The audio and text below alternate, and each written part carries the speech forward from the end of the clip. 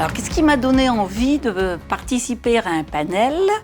Et donc, concernant surtout la seconde ligne de tram, c'est le côté végétal. Par rapport à la première ligne existante, je me suis posé la question, peut-être qu'il y aurait des améliorations, des choses différentes à mettre en place pour que la seconde ligne soit plus agréable, plus jolie. Comme je trouve que la ville est déjà, comme toute ville, très urbanisée et donc très minérale. Si on peut y amener du végétal, quelque chose de paysager, ce sera certainement beaucoup plus agréable pour les usagers.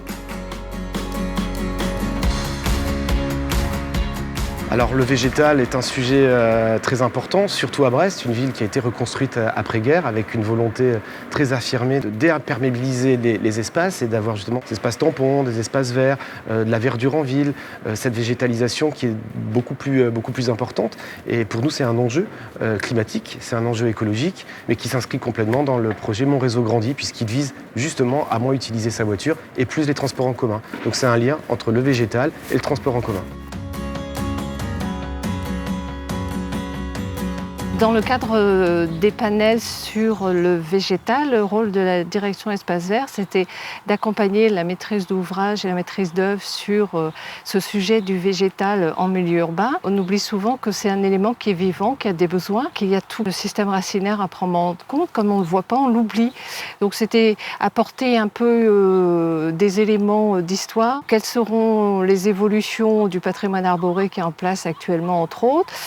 Comment on va le prendre en compte dans ce projet qui a besoin de beaucoup de place et dans un espace qui est restreint de façade à façade. Essayer d'expliquer au maximum pour que le panel puisse après travailler en connaissance de cause.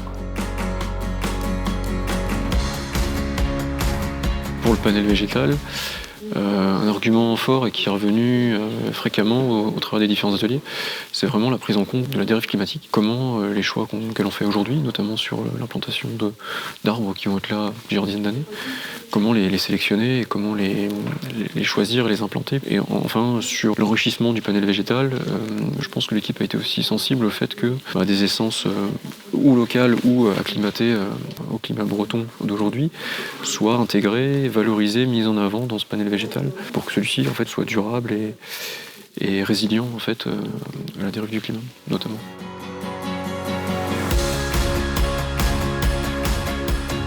Grâce aux ateliers, nous avons re-questionné le projet en travaillant la végétalisation verticale, notamment au niveau des stations avec des structures et des plantes grimpantes, ou sur la végétalisation des pieds de façade ou des pieds de muret, en intégrant le projet des fleurs dans ma ville, de la ville de Brest. Un deuxième point qui a pu être pris en compte, c'est plus de couleurs dans la palette végétale, mais également des essences avec le label végétal local. Et donc enfin le troisième point, sur les secteurs où la coupe des arbres était rendue nécessaire par le projet pour faire de la place aux trottoirs, pour les rendre accessibles à tout le monde ou pour les pistes cyclables, nous avons travaillé sur un renouvellement progressif de ces arbres afin de ne pas être obligé de couper en une seule fois l'ensemble de ces alignements et de pouvoir le renouveler dans le temps.